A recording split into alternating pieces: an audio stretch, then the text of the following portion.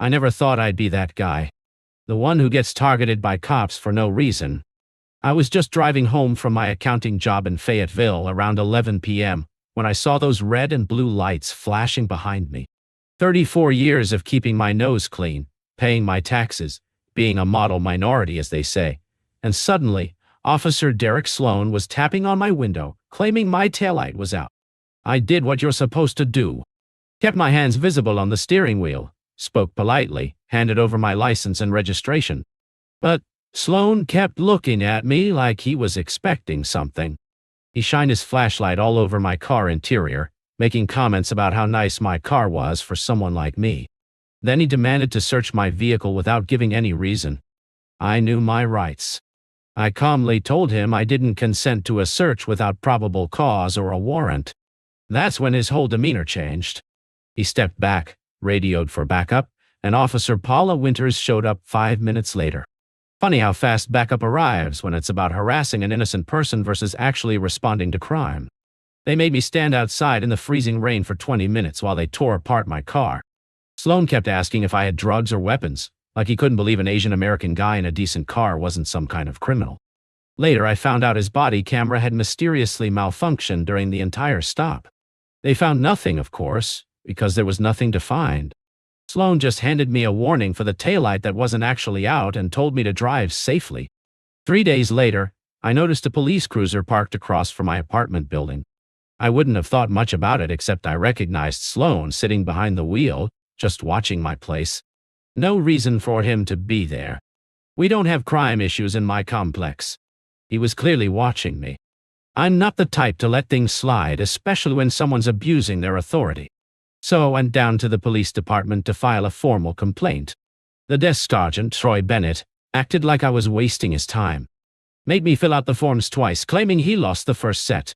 Then had the nerve to suggest I was causing trouble and should let it go.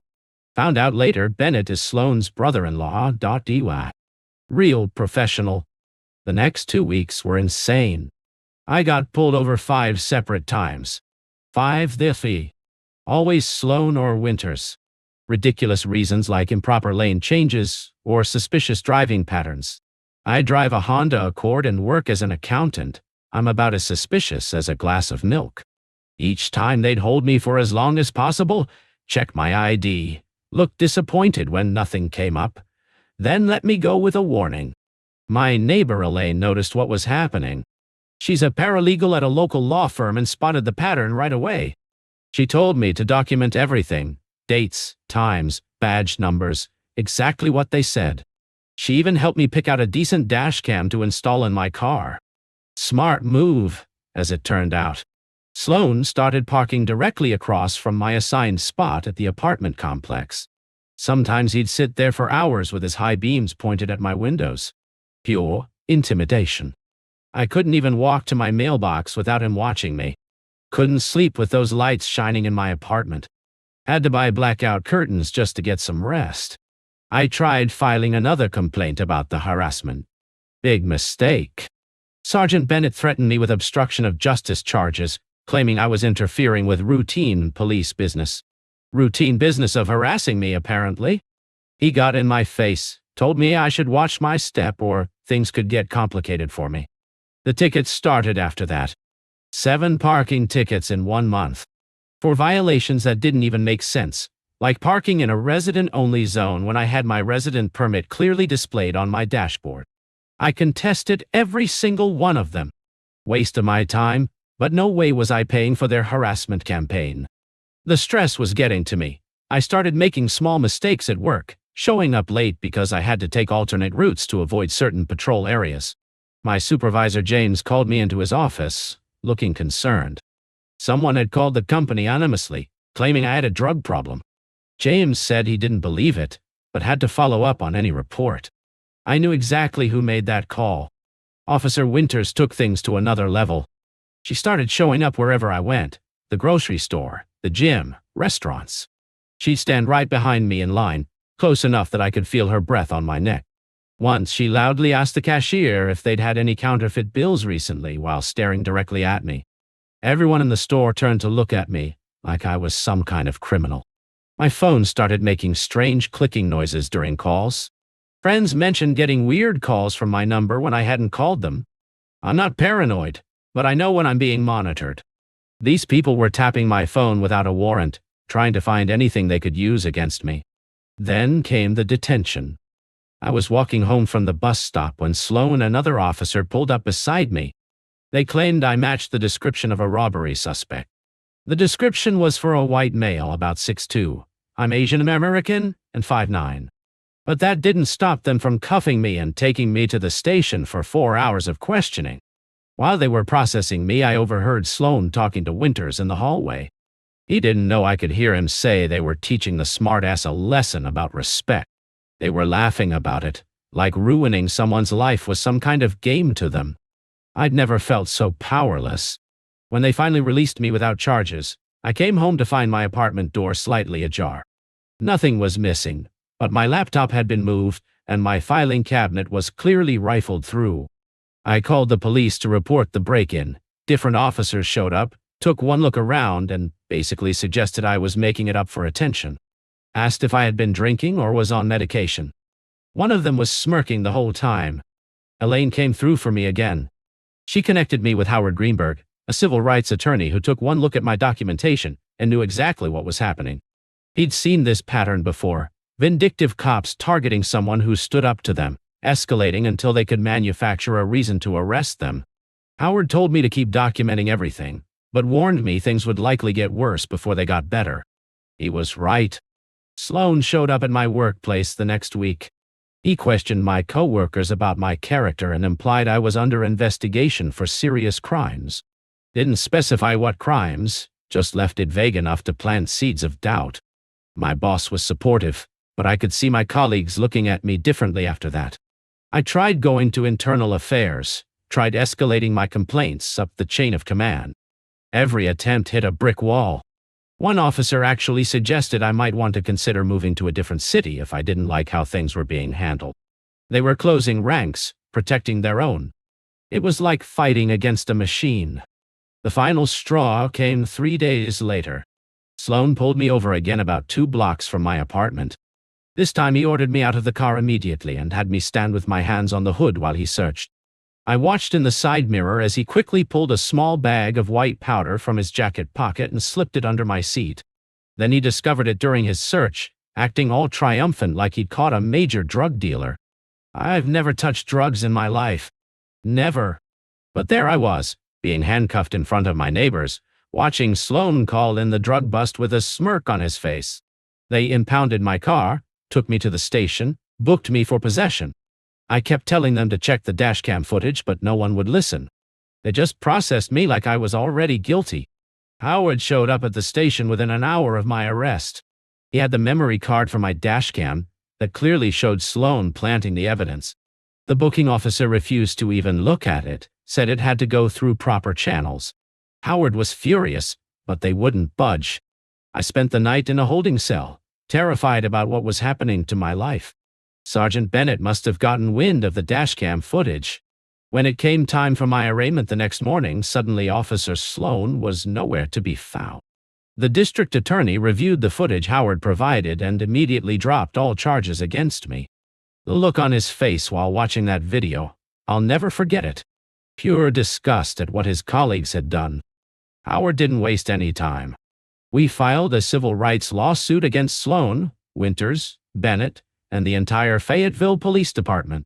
Every single incident was documented: the illegal stops, the surveillance, the intimidation, the evidence planting. Howard said it was one of the most clear-cut cases of police harassment he'd ever seen. The department's first move was predictable. They offered a small settlement with a non-disclosure agreement attached. Wanted me to take their hush money and disappear. I told Howard I wouldn't sign anything that prevented me from talking about what they did to me. This wasn't about money. It was about accountability. Howard leaked copies of the dashcam footage and our documentation to local journalists. The story broke in the Arkansas Democrat-Gazette. Suddenly, everyone was talking about police corruption in Fayetteville. The department tried to paint me as some kind of troublemaker with a vendetta against police, but the evidence was too clear.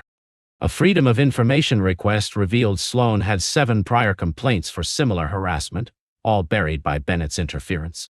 7 other people had tried to speak up about this guy, and Bennett had shut them all down. The department had no choice but to place Sloan and Winters on administrative leave, though they were still collecting paychecks while the investigation continued. Things got even more intense when the FBI opened an investigation into civil rights violations within the department. 3 more victims came forward with similar stories of harassment by Sloan and Winters. Same pattern. They'd assert their rights, file a complaint, then suddenly find themselves targeted for escalating harassment. The feds don't mess around when it comes to civil rights violations under color of law. Officer Winters cracked under the pressure.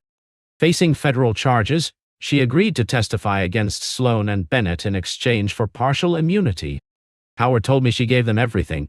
Details about how the harassment campaigns were organized, who knew about them, how far up the chain of command the knowledge went. Turned out Bennett had been explicitly instructing Sloan and Winters to make that troublemaker regret filing complaints, his exact words in department messages.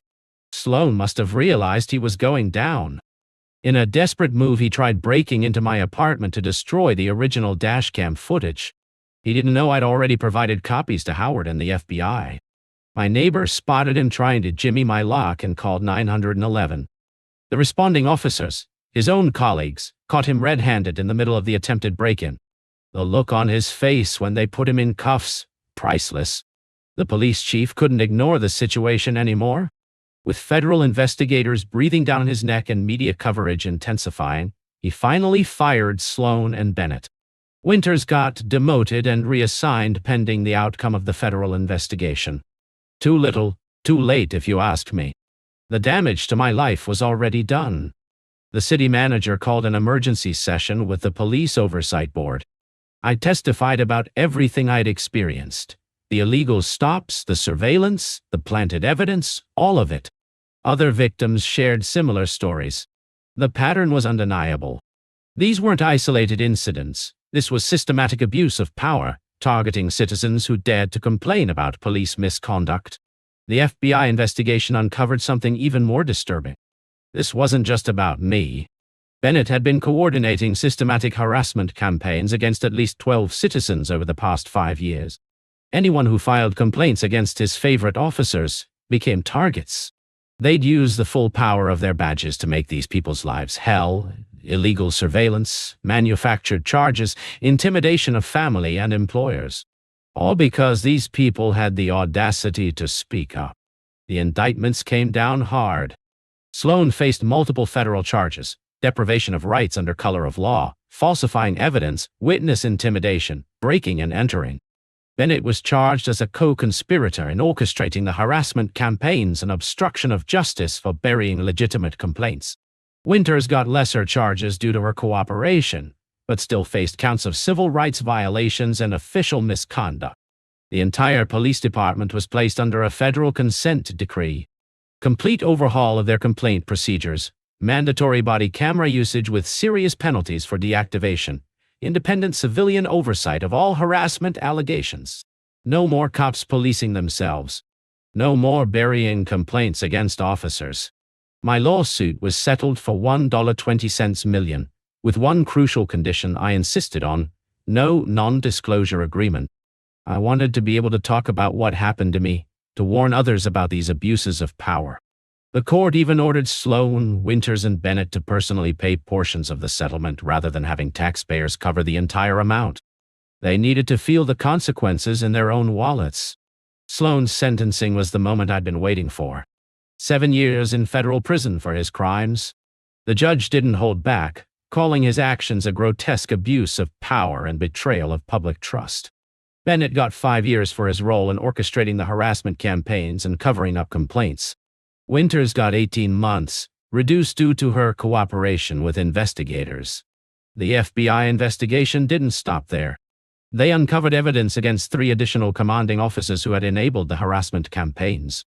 The police chief was forced to resign when it became clear he'd known about the systematic abuses, but had chosen to ignore them to avoid making waves. A department-wide audit revealed that 40% of civilian complaints had been improperly discarded or buried over the past decade. Hundreds of cases were reopened and reviewed by independent investigators.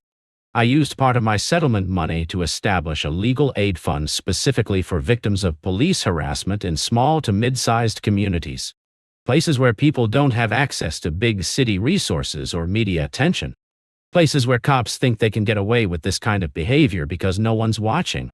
I wanted to make sure other victims had the support I almost didn't have. The State Police Academy implemented new screening procedures and psychological evaluations, specifically designed to identify and reject candidates with authoritarian tendencies or power-seeking motivations. They finally recognized that giving someone a badge and gun requires more than just physical training. It requires the right mindset and ethical foundation. Sloan tried to get protective custody in prison, claiming he'd be in danger as a former police officer. The request was denied. He's serving his sentence among the general population, many of whom he personally arrested during his career. He'll have 7 years to think about the lives he ruined through his abuse of power. 7 years to experience what it feels like to have your freedom taken away unjustly. I still feel my heart rate spike whenever I see police lights in my rearview mirror. Still take different routes home sometimes out of habit. Still flinch when a car pulls up next to me at a red light. But I know Sloan, Bennett, and Winters are facing the consequences of their actions. The system that protected them for so long finally held them accountable. That's something, at least.